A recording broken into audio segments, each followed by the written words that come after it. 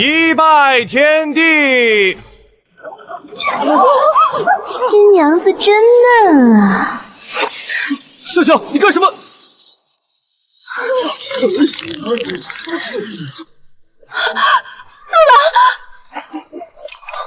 笑笑，你让我很失望。退婚吧。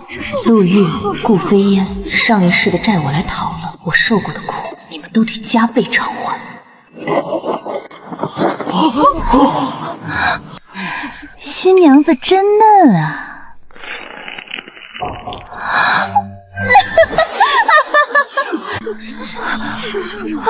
小姐，这擦不掉，赶紧盖上盖头拜堂，难不成要让宾客看我们侯府的笑话吗？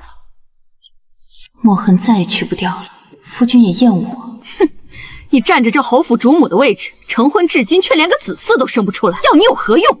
哥哥命真苦，竟娶了你这么个丑陋的无颜之女，带出去都嫌丢人。我成了侯府的隐身主母。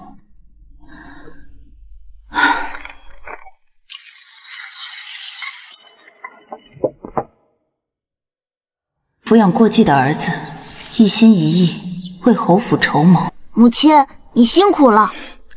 只要为了侯府好，母亲不累。可我却不知道，原来他们早就一见倾心。今日这花开得真好。花好，人更好。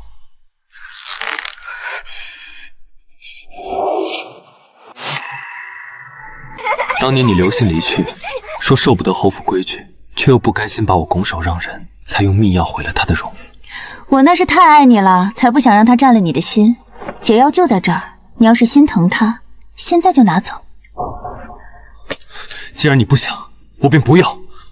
我陆玉此生为你守身如玉，这侯府主母不过是个名头。这孩子送入府给他抚养，承袭家业，女儿便留在你身边，将来招赘上门。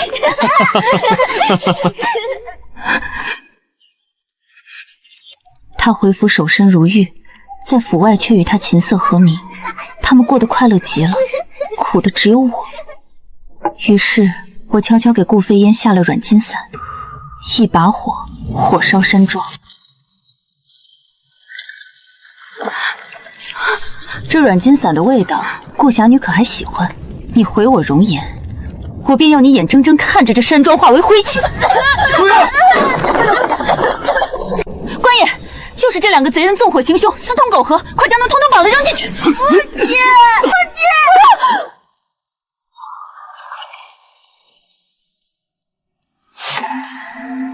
我自知犯了死罪，写下血书，敲响登闻鼓。臣妾李氏状告侯府宠幸外室，窃辱正妻。李香君，你虽有罪，但情有可原。本宫怜你，许你先领了和离书，再赴死。从此，我不是陆家妇，只是李家女。这一生，终究是荒废了。可没想到再睁眼，我竟回到了成亲这天。香香，就因为有人胡闹，你就要退婚？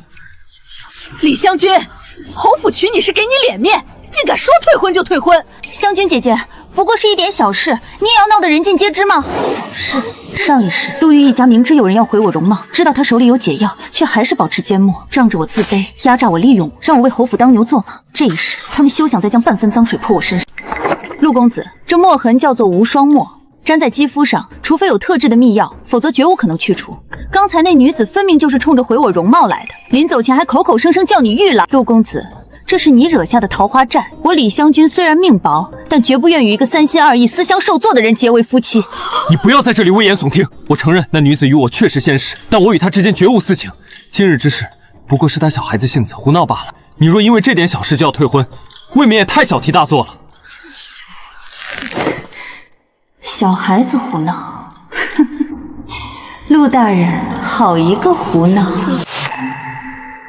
杀人毁容，阴狠毒辣，在你陆玉口中竟然只是小孩子胡闹。陆大人既然的是玩笑，那便请你当众弯腰，捡起这块帕子擦一擦，看能不能去掉你脸上这引以为傲的墨痕。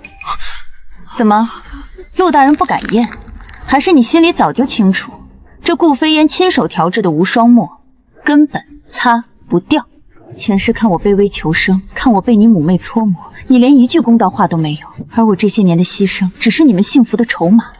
连那个过亿的孩子，也是你为了安抚我的施舍。不可能，怎么会擦不掉？一定是这帕子不够湿！来人，拿温水来！娘，疼，快住手！还不快去把刚才那个疯女人给我找回来！快去！湘君姐姐，你对我哥哥难道就真的没有一点情分了吗？他与那女人真没私情，全是那疯女人一厢情愿的缠着他呀！陆姑娘，我李香君要嫁的人是名满京城的青年才俊，绝非此等丑夫。上一世，他们享受着我提供的优渥生活，还要在背地里笑话我是无颜丑妇，看我一眼都要做噩梦。因为我的夫君率先不爱我，欺负我，他们便也跟着侮辱我，欺负我。就像破了洞的窗户，愿意补窗户的人是圣人，但大多数庸人只会在窗户上戳下一个又一个洞。曾经的我就是那扇破了洞的窗户，如今我会平等地超度每一个恶人。传我几道密令：第一，派人死死盯着陆玉，顾飞烟舍不得陆玉吃苦，定会回头。我要让他有去无回，我要让陆玉顶着那张丑脸，在这京城里烂上一辈子。第二，派人去玉香楼，那是京城最大的杀手组织。大小姐的意思是，悬赏追杀顾飞烟，不论代价，只要他的命。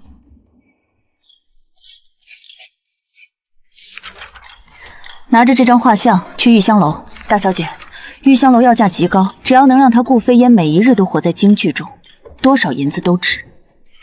他既然不喜欢被规矩束缚，那就让他这辈子都去外面颠沛流离。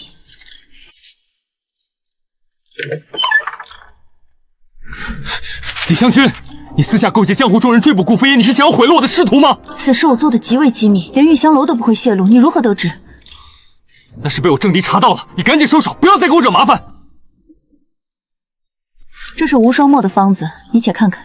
大小姐，这方子奇诡，似乎缺少一两味关键药材，恐怕是来自藩邦。若要破解出解药，难如登天。不需解药，我要你把这方子改一改，改成绝无解药的无双墨。我要这世上再无人能解此墨。上一世他死得太快了，没人看见他这副鬼样子。我的大仇报得像是一场荒诞的梦。是，老朽遵命。因为他们的爱恨情仇，我成了一个维持他们幸福生活的牺牲品。可没人问过我愿不愿意。这一世，顾飞烟休想白白净净的活在世上。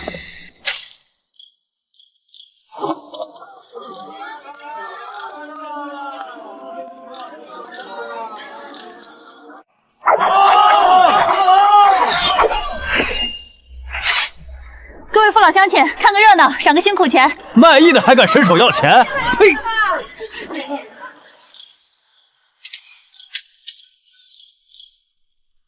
客官里边请。要一杯茶。我早说过，这种没用的法子，偏偏你不信。邹师兄，你愿意做了就做，不愿意做了就在一边待着，没人问你话。邹武、曲和这两人是顾飞烟的仇人。上一世我费尽心思也没能找对盟友，这一世我会亲自送他们一份大礼。姑娘，这就是你要找的宋义山的高徒，瞧着倒像个叫花子。名门之后，骆驼至此，这都得归功于那位天真烂漫的顾女侠。周武和曲和的师傅宋义山是个老江湖人，后来想退出江湖，便举行了金盆洗手大会。宋某浮沉江湖数十载，今日金盆洗手，自此往后江湖恩怨一笔勾销，只想陪夫人安度晚年。爹，你金盆洗手问过我这当闺女的了吗？这位姑娘，你是何人？休要胡言！你瞧，这当爹的有了新欢就忘了旧爱，既然你不认我，这手你洗不干净了。宋一山，你口口声声洁身自好，这哪里蹦出来的好女儿？夫人，我不认识他呀！我不信这世上会有人随随便便叫一个陌生人爹。宋一山，你分明是背弃了我们的情谊。宋一山，我本打算今日之后恩怨两清，可老天爷都不让你金盆洗手。我有急事，改日再战。拿了金盆，还冒出个私生女，你这种品格低劣的小人，此仇不报，天理难容！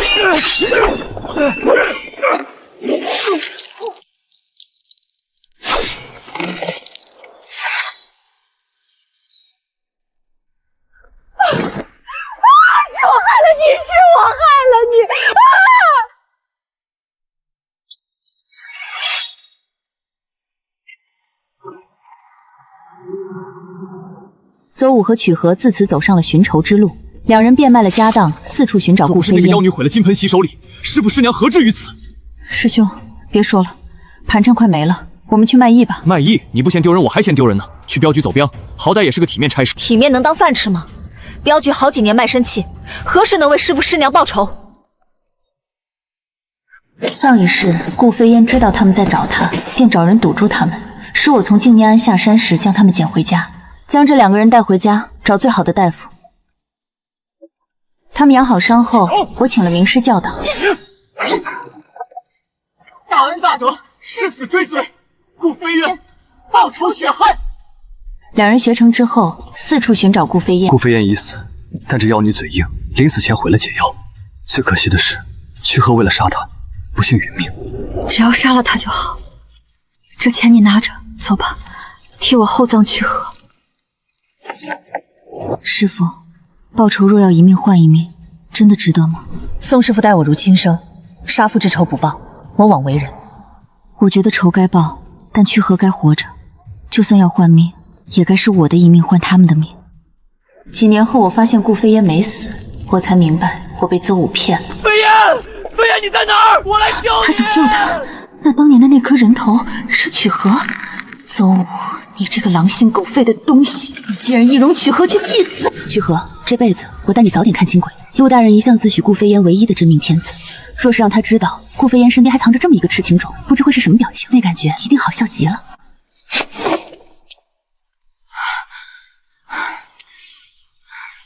各位父老乡亲，再看一招！忙活了一整日，也不过得了这点钱。你的报仇之路，若只靠这样，怕是永远走不到头。曲姑娘，我家主子请您过去叙话。曲姑娘，可愿做我的保镖？多谢姑娘厚爱，但我身上背着血海深仇，没心思给人看家护母。你怎么知道这个名字？你到底是谁？曲姑娘，我们的目的是相同的。那个女人也是我的仇人，不过以你目前的身手，恐怕还杀不了她。请姑娘指教，只要能为我师父师母报仇，曲和愿终生为姑娘奴仆，万死不辞。好姑娘，起来吧，我不许你为奴为仆，我只愿你和我一样，能痛痛快快地活在这世上。爹爹、娘亲，诸位叔公叔婆、伯伯婶娘，今日大婚变故，是我让李家蒙羞了。但这婚退了，我并不后悔。一女子不愿被侯府规矩束缚，弃他而去，却又心中不甘，这才在婚宴上意图毁我容颜。陆玉对此心知肚明，可众目睽睽之下，他却连一句责备都舍不得给那女子。我若今日当真嫁入侯府，余生只会有数不清的苦等着我吃。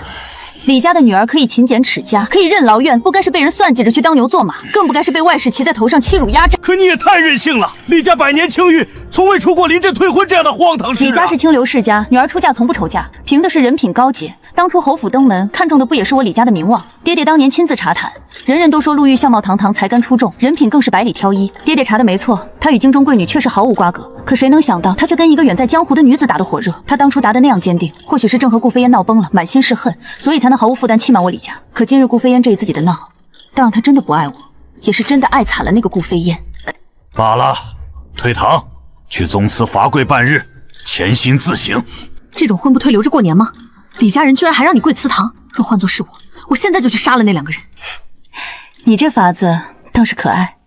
上一世我当够了乖巧懂事的名门淑女，这一世我无所谓。走吧。啊？去哪儿？你不是说要去杀那2个人吗？趁着夜色，现在就走啊。你不跪了吗？这可是祠堂。跪够了，没意思，带我走。你当真不跪了？不怕祖宗怪罪？自家的祖宗哪舍得让自家儿孙受苦？这一次的机会，说不定是老祖宗在地下把头磕烂了才替我求来的。他们只会心疼我，怎会怪我？走吧。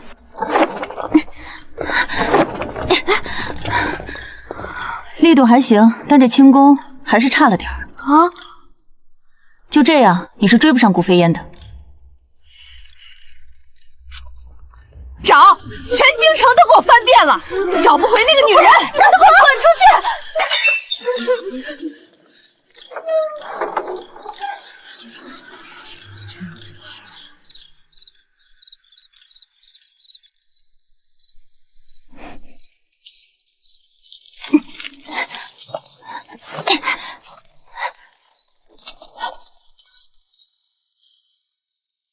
陆玉，你确实生了一副好皮相。当初我们多多少少都被这张脸给骗了。我也曾想过，若我容貌无损，真能与你举案齐眉吗？或许会，但最终依旧是悲剧。因为容颜易老，而你陆玉从来就不是什么品行如一的真君子。幸好我不曾对你交心，退婚对我而言算不得损失。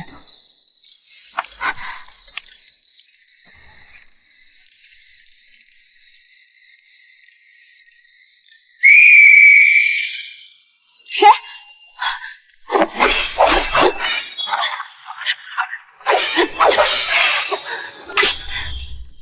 急什么？静静看着。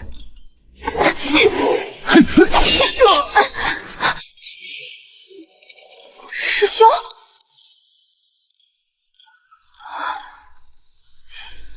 是邹师兄，他一定是抓到顾飞烟了。姑娘，我们快跟上去报仇。曲姑娘，从现在起你要隐匿踪迹，从这一刻起，你不许说一句话。若你说一个字，我就扣你一个铜板。若你能坚持到最后，守口如瓶，我奖你1锭10两的文银。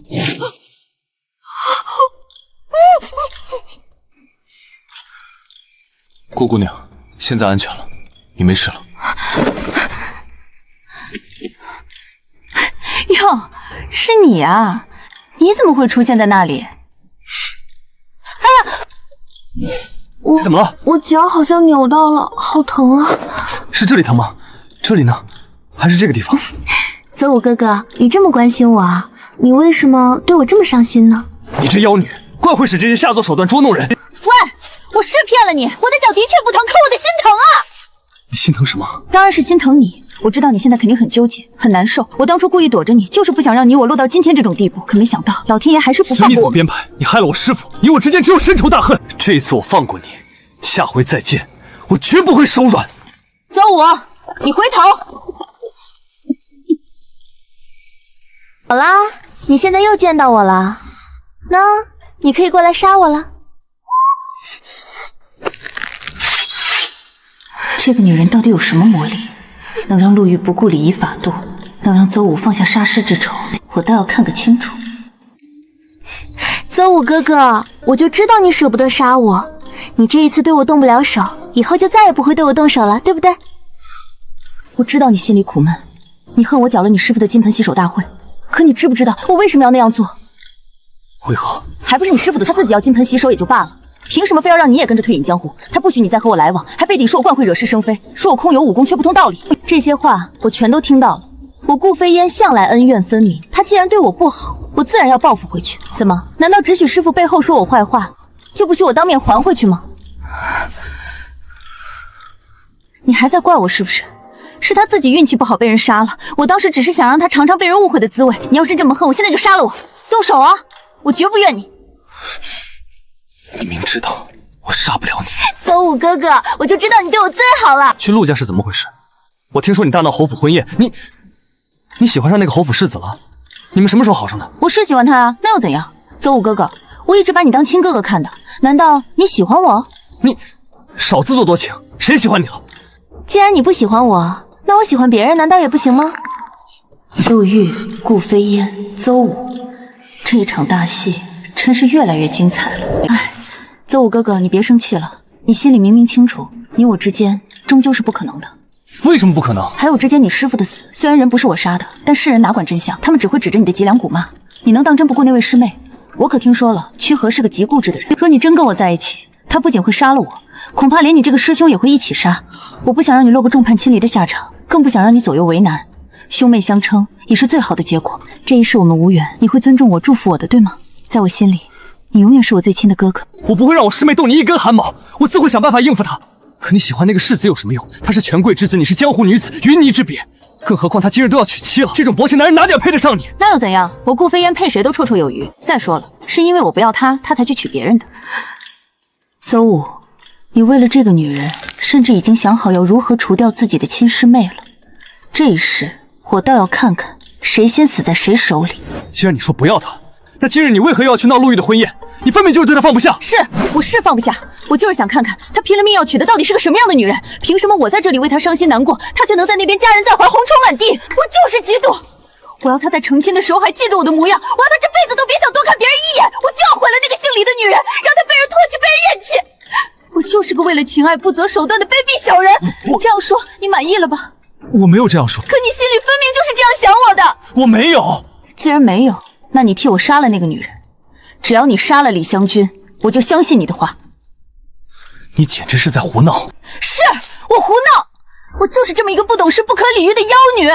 你现在后悔认识我了是吗？好，既然如此，你我以后永生永世都不要再见面。好一个胡闹！邹武，当顾飞烟要求你杀了我这个无辜之人的时候，你甚至没有义正言辞的拒绝，你只是觉得他在胡闹。这种男人真是比这夜色还要阴冷。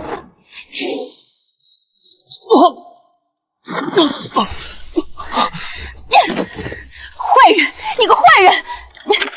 师父师娘待你如亲子，你对得起他们吗？为了个妖女，你竟然能说出那种话！曲和，你终于看清了，师父被那妖女害得家破人亡，你的好师兄却还想着如何护着她，真是一个养不熟的白眼。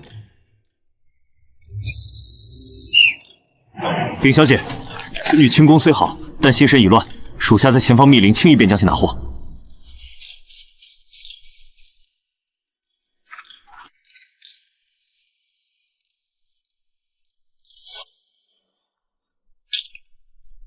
这味道跟前世名医配出的解药极像。上一世，我的一生就暂送在你们这三个颠公颠婆手里，陆玉、顾飞烟、邹武。既然老天让我重活一回，这笔账咱们一寸一寸的算。谁？是谁？你们想干什么？你害了我哥哥，我找你当然是为了报仇。说，吴夏沫的解药在哪儿？你是陆莲？陆莲，你听我说，我不是故意害你哥哥的，是那个姓李的坏女人，她根本对你哥哥无情。若不是她为了躲祸缩在你哥哥身后，让我一时手误。陆莲就已经和顾飞烟相识了，你们陆家人果然从头到尾都在算计我。你才是坏女人！我哥哥嫂嫂的事情轮得到你管？你这种自甘堕落、破坏别人感情的货色，难道你爹娘没教过你礼仪教养？还是说你没爹没娘，如动物一般天生地养？把解药给我，我饶你一命，否则我这就划花你这张脸。解药在哪儿？我数到3，再不说这脸就别要了。解药就在我身上，你把手拿开，我给你。你敢耍我？你身上根本什么都没有。不可能，怎么会没有？你再找找，一定在我怀里那个夹层里。我说没有就是没有，你是存心要害死我哥哥是不是？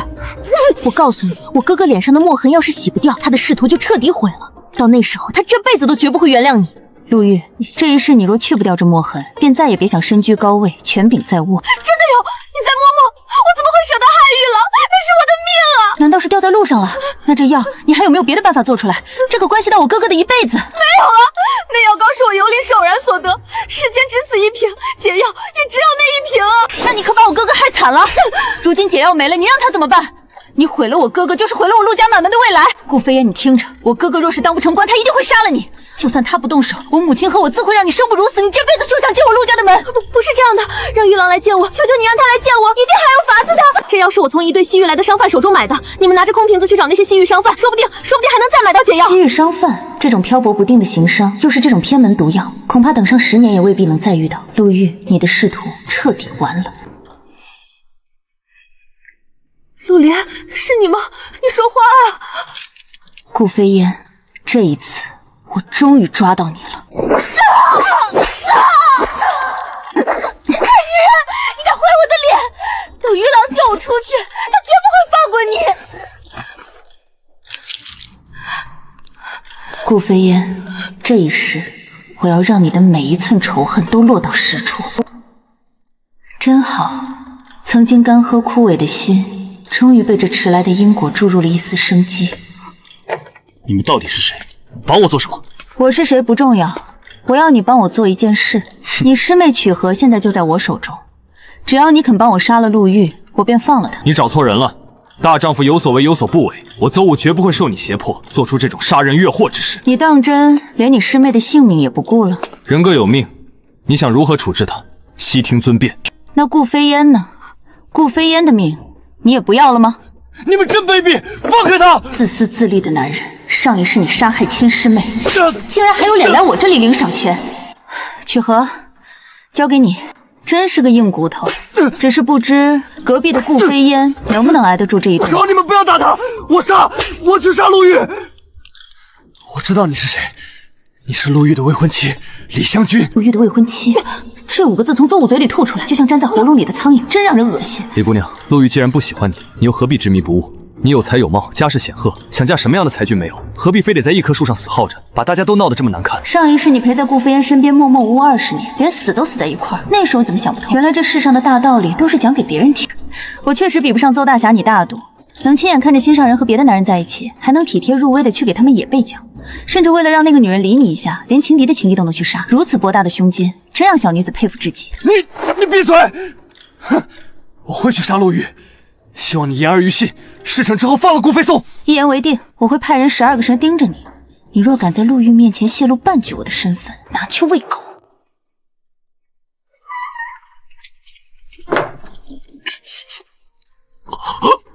你给我吃了什么？一粒能让你暂时开不了走的哑药，省得你那张嘴再吐出什么让我恶心的话。上一次我半途而废，竟不知道这玉香楼的东西这般好用。你何必呢？你和飞烟素不相识，哪来这么大的仇恨？素不相识，仇恨？是啊，在你们眼中，不过是他想抹黑我，却误伤了陆玉。我如今做的这些，这其中的苦楚，但我凭什么要向你知晓？可我李香君想如此，便如此了。这世间哪有那么多为什么？那你呢？你和陆玉不也素不相识？我倒想问问你，顾飞烟救过你的命吗？值得你如此待他？他没有救过我，但我心悦他，我也心甘情愿。让他听听。谁？滚开！别碰我！李姑娘，他真的能杀得了陆玉吗？只要他去杀就好了，结果不重要。只要他动手，我安排的人就会让他当场暴露。到时候一张朝廷通缉令就能让他这辈子都躲躲藏藏，见不得光。到时候我会亲手送他去见顾飞烟，但我会告诉顾飞烟，是邹武杀了他最爱的陆玉。但愿顾飞烟到大时依旧能心疼他，理解他。你笑得好可怕。曲和，我给你讲个故事吧。曾经有一个女人，她贤良淑德，孝顺公婆，教养小姑，事事以夫君为天。本来夫家对她也算满意，可有一天，她的脸上长了一颗黑黑的大痦子，那痦子越长越大，直到占据了她半边脸。自从那痦子长出来，夫君便开始厌恶她，公婆日日斥责，连她亲手教养的小姑都对她百般不敬。可她还是尽心尽力地照顾着她，想容貌已经毁了，绝不能再丢了名声，那是她在这世上唯一的立身之本。可后来有一天，脸上的痦子竟是她夫君故意下药所致。什么？哪有这种人？因为他的心在那年轻貌美的女子身上，他把那女人金尊玉贵的养在外面。那女子不用侍奉公婆，不用操持家务，整日只管娇蛮任性，无理取闹。可偏偏那夫君喜欢得紧，变着法子去讨好，还承诺一生一世一双人，绝不碰家里的正气。公婆夸那女子能生养，小姑也更喜欢那女子和她亲近。最后，那女子的儿子继承了家业，女儿招了赘婿，她得到了一切。而那个正妻，明明所有人都是靠着她的操劳才有安稳日子，可到头来，她只得到了嫌弃、厌恶和辱骂，甚至他们还骂她贪婪。曲和，我想不明白，为什么贤良淑德的女人只能得到骂名，反而那个自私狠毒的外室却能得到一切？到底是为什么？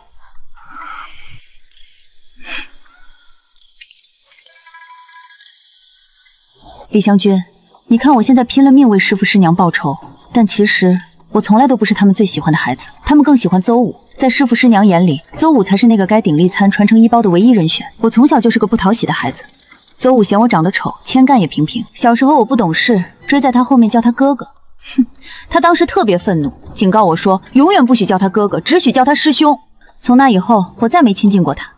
师父师娘也觉得邹武是男儿，长得体面气派，带出去不辱没门楣，所以邹武只负责练武，而我既要练武，还要操持所有的琐事。和儿，其实你的剑道天赋远在邹武之上，原本为师想留他在京城鼎立门楣，才多偏宠他些。如今我要金盆洗手了，不再需要这些虚名，往后为师会把压箱底的杀手锏全都交给你。那一刻我心里真痛快啊，可我也难过。李香君，这世间对长相普通的姑娘真的充满了恶意。我因为相貌平平，失去了师父师娘的看重，也失去了师兄的宠爱。可那又怎样？那只能说明世人大多是庸人。我只要让自己变得不再庸俗就好了。漂亮的人不需要争抢，就有人上赶着送武功秘籍。可像我这样不漂亮的人，却要拼了命努力，才能得到一点点公平。但我并不恨师父师娘，他们给了我一条命。这世上每个人都不完美。我容貌不完美，他们想法不完美，仅此而已。只要想到这一点，我就不难过了。我为他们报仇，也不全是为了他们，更是为了将来的我。我希望将来我活到30、40甚至50岁的时候，想起年轻时的这些事，是无怨无悔的。李香君，我为自己而活，这就是我的剑道。肃然起敬，我真的捡到了宝，它是颗被埋没的沧海泥珠。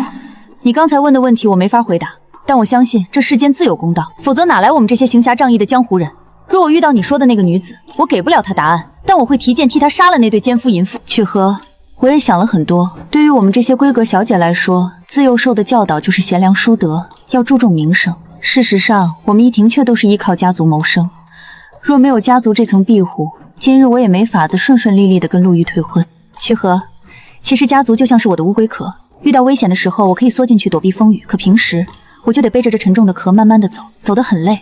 但我不能只享用这个壳给我的好处，却不承担它带来的坏处。所以这就是你一定要顾全李家名声的原因。关于我问你的那个问题，其实我也仔细想过，好女人失去一切，坏女人得到一切，这只是我原本以为的。事实上，那个故事的最后，正是亲手杀了他的夫君、外室，还有外室的所有子女。他最后确实被处死了，但皇帝为他主持了最后的公道，将他夫君彻底抄了家。皇后怜惜他，特许他在那之前先签下和离书，再以自由身离去。你看，跳出原来那个家，好人依旧是好人，坏人依旧是坏人。所谓公道自在人心，便是如此。如果在一个环境里，好人硬生生被逼成了坏人，那一定不是人的不对，而是环境不对。只要跳出来就好了。曲鹤，我还没有找到属于自己的道，但我相信总有一天我会找到的。我希望每一个受欺辱的人都能成为自己的侠客，不用苦苦等着谁来救。这一日竟是我这段时间以来最开心的一天。我忽然觉得背上那沉重的乌龟壳变轻了，也变坚硬了，它不再是我的拖累，反而成了我的羽翼。终有一天，它会带我飞上9重天。小姐，邹武回来了，他身上带了血，模样狼狈，看样子刺杀失败了。曲和，你先去屏风后躲着，我去会会他。李香君，你竟敢阴我！禀小姐，陆家并未设防，邹武直入陆玉房中，一剑刺中其心口。属下在他即将补剑时，扬声叫破其性命，趁他分身之际，在他腿上补了一刀，动静惊动了陆家护燕。邹武拖着伤腿，是拼了命才逃回来的。陆玉不设防，是笃定顾飞烟会去给他送解药吧？可他做梦也想不到，等来的竟是那个为他心甘情愿去死的情敌。至于邹武，这朝廷的通缉令一下，你这辈子都只能过躲躲藏藏、被人指点的人生了。我李香君言出必行，既然你动了手，我这就放了顾飞燕。你跟我来。谁？是谁在那儿？放我出去！陆玉会杀了你们的！放我出去！让他待在那儿，听得见就行。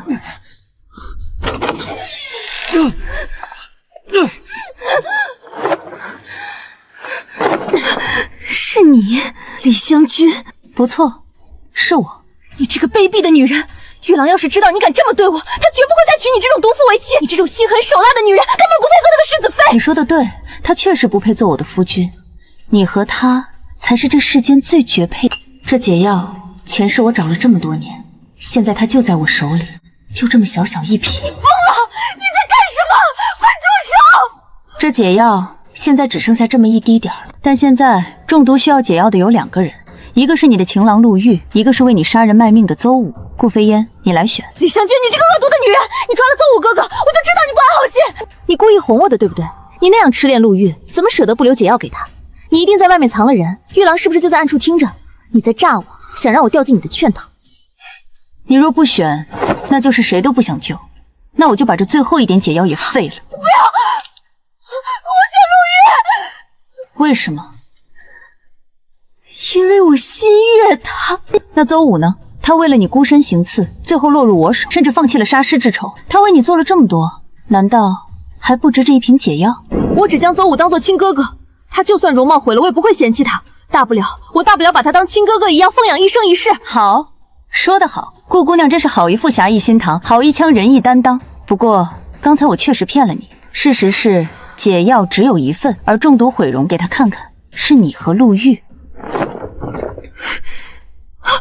我的脸，李香君，你这个疯敢毁我的脸，你怎么敢如此待我？幸福会让人光芒万丈，而仇恨会吸干一个人的精气神。你正在一步步坠入深渊，落到和我前世一样的地步，但这还远远不够。选吧，这最后一份解药，你是给你最爱的陆玉，还是留给你自己？求你，求求你把药给我。上一世你从未怜惜过我，这一世我亦绝不会怜悯你分毫。李香君，我知道我错了，可我终究没有害到你，不是吗？你为什么要这么恨我？为什么一定要把我逼上绝路？没有害到我。若我依旧是那个什么都不知道的傻瓜，现在被绑在这里摇尾乞怜的恐怕就是我了。你竟然还有脸问为什么？选你自己，还是陆玉？我数到3，3，不要2。我选我，把药给我，我选我自己。顾飞烟，你口口声声说爱陆玉，原来你的情爱也不过如此。这真的是解药？你真的会给我？快刀子杀人是快意恩仇，可像你们这样的人，只配被慢刀子磨。我受过的那些自我怀疑和折磨，你也该一寸一寸的尝一遍。你可以走了。你有这么好心？趁我还没改变主意，滚！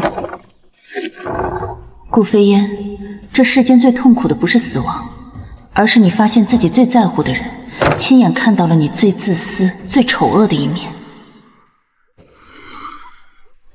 别看我，邹武哥哥，你别看我。原来我心心念念护着的真性情侠女，在生死关头连一丁点生机都不肯分给我。邹武哥哥，你等等我。瞧我这记性，刚才忘了告诉你，邹武受了伤，就在腿上。不过这伤啊，是邹武去刺杀陆羽时留下的。陆羽被他一剑刺中了胸口，现在生死未知。你若不信我说的，不如现在就亲口问问邹武，看他会不会否认。李香君说的是不是真的？你真的去杀了玉郎？说话呀！你为什么不说话？你真的为了那个女人去杀玉郎？邹武看错了你！顾飞烟，这世间最深的误会，往往来自你最信任的人无法开口的那一刻。这滋味好受吗？你指什么指？做都做了，连认的勇气都没有吗？疯子，真是个疯子！李姑娘，就这样放他们走？解药真给他了？给他了。等他用完那瓶解药，真正的噩梦才算正式开始。噩梦？他用了药，自认恢复了容貌，就更不敢让陆玉看到他现在的脏样子和对邹武的优柔寡断。我会立刻下达追杀令。顾飞烟为了保命，只能依靠邹武，而邹武背着刺杀世子的通缉令，也只能带上他遮掩行踪。我要他们这辈子都绑在一起，却又不得不互相厌恶、互相猜忌，这才是最过瘾的惩罚。大小姐，这加强版的无刷墨已经研制成功，药性更为沉敛，起效极深，寻常办法难以化解。好，去追加一张江湖追杀令，告诉玉香楼选轻功最好的杀手，没日没夜地盯着顾飞烟。这一觉竟睡了2天2夜，上一世攒下的那些疲惫，好像终于在这场长眠里一扫而空了。陆玉，接下来该轮到你们陆家了。李姑娘，大消息！陆玉那个混蛋真的被邹武捅了个透。哦，人死了吗？还没死透，但身受重伤，现在还昏迷不醒呢。他是朝廷命官，这回事情可闹大了。京兆尹根据陆家人的描述，已经发布了对邹武的通缉令，现在满城内外的墙上、城门洞里贴的全是邹武那个杀人犯的告示。通缉令好极了，邹武、顾飞檐，你们的亡命生涯正式开始了。李亲家，陆家真是家门不幸，竟被那种江湖上的粗鄙女子给缠上了，活活闹成如今这副田地。我是真心喜欢湘君这孩子的，她真静柔顺，这满京城的名门淑女哪个比得上她？咱们两家多年的交情，总不能为了这点旧怨就散了。只要你们点头，湘君一进门，我定把她当亲闺女疼，绝不叫她受半分委屈。住口！谁是你亲家？陆家教子无方，纵容逆子勾连外室，毁我儿名誉在先，如今竟还有脸登门！来人，把这些脏东西全给我丢出去！传我的令，从此李陆两家恩断义绝。若陆家人再敢踏入我李府半步，直接乱棍打死，丢去喂狗！夫人，这默毒入骨，老夫实在无能为力啊！果然全都是废物，流水一样的银子花出去，连块疤都去不掉。你还要往这无底洞里填多少钱？为了给哥哥治脸，我已经3个月没添新首饰了。那些小姐妹去游玩都不带我，嫌我身上寒酸。哥哥的仕途都要没了，你还想着玩？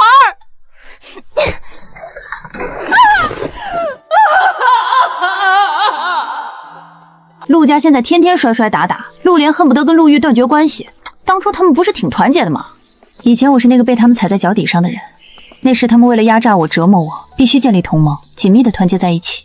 通过羞辱我，他们才能感受到那种虚伪的快乐。如今没了我这个共同的敌人，他们内心的贪婪与自私便再也藏不住了。只能互相攻击，分崩离析。这陆家的戏才刚刚开场。李香君，外头那些传言挺难听的，说是你大闹婚礼还没进门就退婚，你的名声可能全坏了。坏了就坏了吧，这有什么？你一点都不在乎，那可是名门闺秀的命根头。哪个人后不说人，哪个人后不被人说。我不是圣人，更不能指望别人是圣人。只要我过得越来越好，说好话的人自然会越来越多。这世上的流言蜚语向来是趋利避害的，当选者的身边永远环绕着顺从的人。我只是暂时失去了权柄而已，等我再次握住权柄，身边出现的都会是好人。到那时，我反而要提防这些好人，去听听那些不同的声音。上一世这些人跟着我白手起家，个个都是能独当一面的将才。这一世我提前3年找到他们，这些钱足够你们东山再起。我只有一个条件，跟着我不会亏待你。铺子开起来了，接下来就是让全京城都知道李记2个字。3个月，从门可罗区到供不应求，这才是刚刚开始。瞧，那是李家大小姐。听说这几月城里最火的铺子全是她的手笔，难怪敢当众推客。这般脾气才是做大事的人啊！那些个规矩哪锁得住这种奇女子？还真让你说准了，这风向变收拢似的，转得真快。历史从来是由胜利者书写的，看淡了流言，才发现这世间万物，唯有握在手中的东西最真实。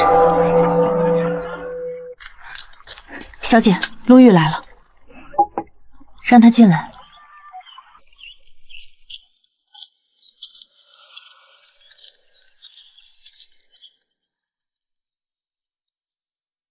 这眼神，陆玉，你也回来了。顾飞烟在哪儿？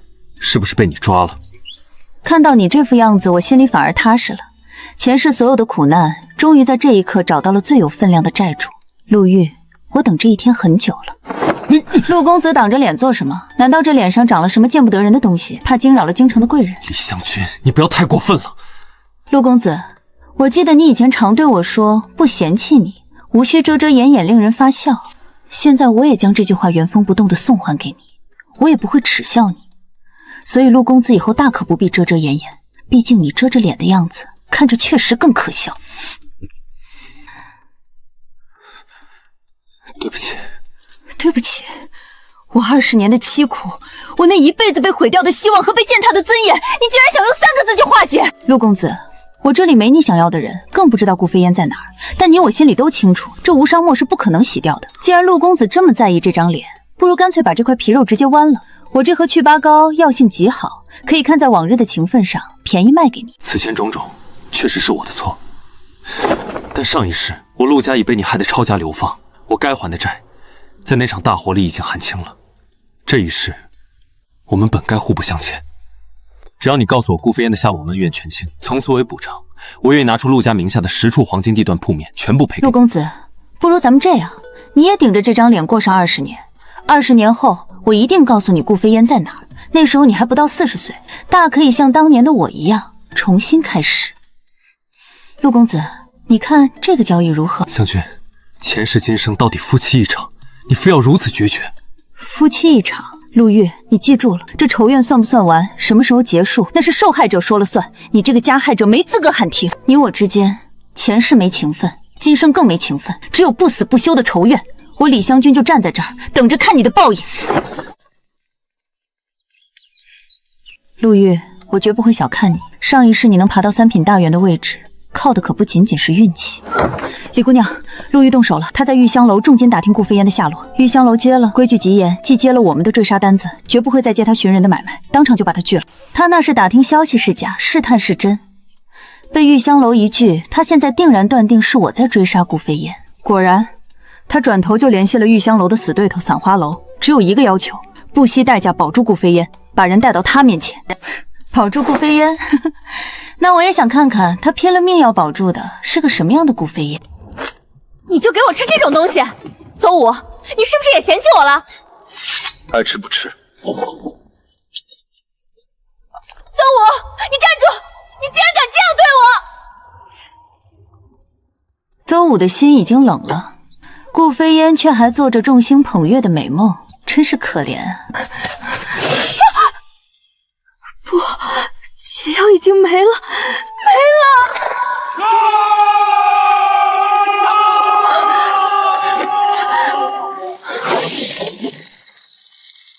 为了保命，你竟然肯委身于邹武？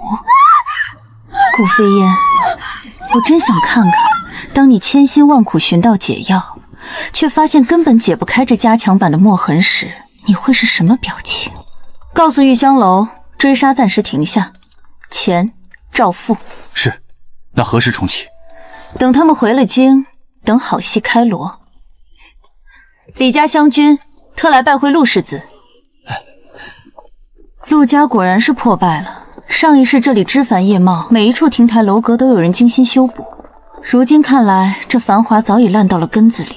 解药呢？把乌沙漠的解药交出来！哥哥，怎么会这样？变成这副鬼样子？瞧瞧陆公子这场久别重逢的戏码，当真是感人肺腑。都是他！玉老，是这个女人，是她亲手毁了解药。顾姑娘，当着心上人的面，你可没有说真话。当时我明明给了你选择，是在陆玉和你的容貌之间，你毫不犹豫地选了你自己。住口！你不许说！你不要再说了！说，给我一字不漏是说清楚。陆公子何必动怒？这真相听起来可是很有意思。说啊，你为什么不敢说？解药到底在哪儿？他自然不敢说，因为……邹武，你闭嘴，不许说！因为那解药只剩下最后一份，李香君当着他的面让他选，是把解药留给你陆玉，还是留给他自己？陆玉，你心心念念的顾飞烟，他选了他自己。顾飞烟，你真让我恶心！我竟为了你这样的女人，害了我师父师娘。若能重来一世，我一定要杀了你，我定要将你碎尸万段，放下我心头之恨。我当时真的太害怕了，我怕我这张脸毁了，你就再也不会多看我一眼。我怕你会嫌我丑，怕你不要我，我真的很害怕。竟敢说你不相信我！你让我怎么相信你？当初你跟我才分开多久，转头就要明媒正娶迎接李香君进门，你对我如此三心二意，凭什么还要我相信你？若不是我那天大闹婚宴，你现在早就跟李香君双宿双飞了。那时候你还会记得武林中有个叫顾飞烟的女人在苦苦等你吗？你当初对我一见倾心，难道真的是因为我救了你？还不是你见色起意？我爱惜自己的容颜有什么错？今日这恶果，分明就是你三心二意造成的。错不在我，全在你。顾飞烟不愧是我的敌人，但我此时竟然生出几分佩服。他这种人永远以自己为先，永远有理由为自己的无私开脱。一个女人的容貌毁了，在那深宅大院里有什么大不了的？你想要的不过是夫君的宠爱，我可以给你。可你知道我脸上有了这墨汁会怎样吗？我陆玉这一辈子都别想在朝廷做官了。陛下会彻底忘了我这一号人，我陆家会被一脚踢出京城权贵的行列，侯府的爵位到我这一代就彻底断了。我本想做出一番成绩，求陛下开恩让咱们的儿子袭爵，可因为你的私心，这一切全毁了，陆家的未来全毁了，我们的儿女将来怎么办？你想过吗？顾飞烟，你真的想过吗？谁说女子的容貌不重要？容貌偶尔是给别人看的，但最重要的是给我们自己看。陆公子，你想体体面面的活在这京城权贵圈里，难道我们女子便不是人，不需要体面漂亮的活在这世上吗？对我无错，我爱惜自己的脸，我有什么错？真是难得，这辈子竟然在这件事上和死对头统一了战线。这出戏演到现在，真是让我觉得无趣极了。带走。邹武可是朝廷重犯，我发现他被陆玉私自扣押后，便反手报了京兆尹，那50两赏银倒是好赚。对不起。这句对不起比外头的灰尘还要轻贱。陆公子，临走前送你个消息，西域有解药，而那位顾姑娘认得路。李香君，我一个字都不会信你。那又如何？可你除了去西域还有别的生路吗？我等着看你陆世子如何在这条绝路上跟你的心上人生死相依。午时已到，斩！刚才听人说邹武在午门问斩了。邹武的死对现在的我们来说已经是一个无足轻重的人了。走快点，到了西域寻到药，本世子自然会饶了你。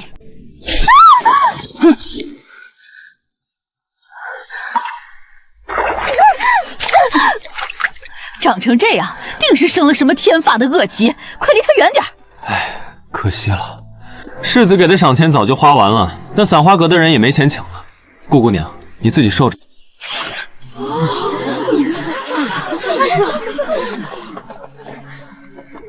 陆玉，你的人眼睁睁看我受辱，这药就算我找到了，也绝不会带回去给你。接到举报，这铺子缺斤短两，且随本官封门查办。世子爷说了，这铺子今天必须关门。陆玉就只有这点上不得台面的手段了吗？上旨到，皇后娘娘赏李家商铺天下一商御笔匾额1块。陆玉，现在的你还拿什么跟我斗？小女湘君，感念近年天灾频涌，愿奉上经商所得尽数捐于朝廷赈灾。这位姑娘，本宫瞧着竟觉得似曾相识。娘娘，民女所做的这些，不过是想求个问心无愧。好孩子，你这些年经营所得，竟能如此从容地应对这漫漫灾情，实属难得。娘娘恕罪，小女初见盛宴，一时激动失仪，求娘娘责罚。去，端盆热水，拿条干净的帕子来。好姑娘，你这是怎么了？可是受了什么天大的委屈？皇后娘娘恕罪，臣女只是一时想到了悲伤的过往，这才泪如雨下。无妨。其一，传本宫懿旨，赏李家商铺天下一商匾额，日后李氏女行商所到之处，官府皆需放行，畅行无阻。是，那赈灾之事。其二，这赈灾的重任与李家的千万捐赠，便交由7皇子去办吧。至于那4皇子，身边竟招纳了陆玉那种品行不端的幕僚，如此不识人之明，不必让他插手了。这一次，我终于不再是谁的附属。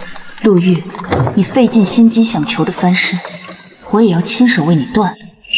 陆玉，你瞧瞧你干的好事，就因为你那点破烂桃花轿，连累本宫失了皇后娘娘的信任，连千万两的赈灾肥孙都被老七抢走了。殿下，臣不知何处出了错，闭这张脸看着就让本宫晦气。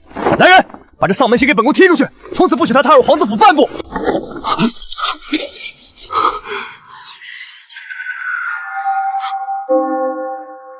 奉旨，陆家夺爵，收回侯府宅地，无关人等速速离去。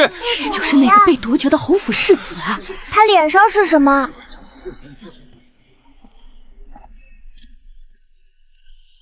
小姐，陆公子又打发人送信来，说是想约您见一面，有要事相商。不去。这都第几次了，他还没死心呢。我很忙，没那么多时间分给这些陈年护士了。对我来说，现在的每一天都是崭新的。陆玉，你已经不配出现在我的阳光里。莲儿你在吗？母亲病重，急需银子抓药，孙哥哥求你借我一些。莲儿，你真的要见死不救吗？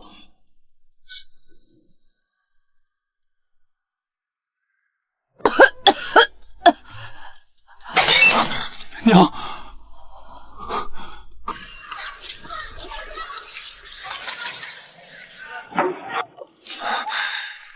没了，全没了。不，我还没输。顾飞燕还没回来，她去西域找解药了。只要解药回来，只要我的脸好了，我就能重新开始。1年了，2年了，飞燕，你为什么还不回来？解药，是解药，终于找到了！为什么没用？为什么还是黑的？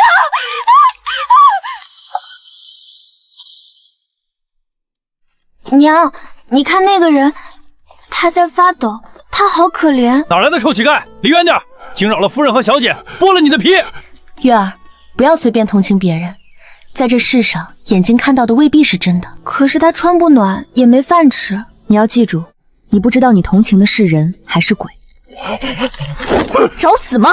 把你的善良留给真正需要的人，而不是看起来可怜的人。有些人骨子里就是吃人的鬼。不过没关系，娘亲会永远陪在你身边，共享这盛世繁华。